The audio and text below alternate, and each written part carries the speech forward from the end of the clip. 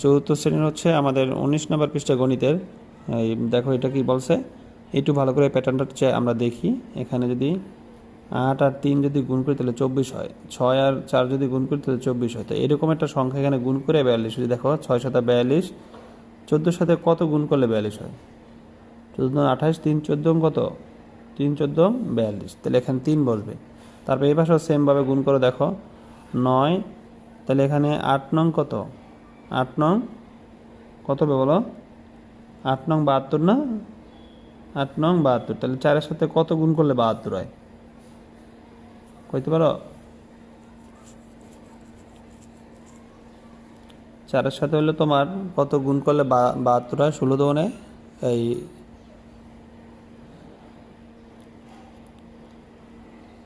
কত গুণ করলে হবে এটা? 4-এর সাথে একটা সংখ্যা গুণ করে দেখো যে কত গুণ করে, অথবা 72-এর তুমি 4 দা ভাগ করো। 72-এর তুমি 4 দা ভাগ করলে সংখ্যাটা পেয়ে যাবা। দেখো 72-এর যদি আমরা 4 দা ভাগ করি, 4 অক্ষে 4 থাকে 3 আর 2, 4 8 32, 18 হবে। তাহলে এখানে হবে 18, তাহলে সংখ্যাটা 18 বসাই দিলে উত্তরটা হয়ে যাবে।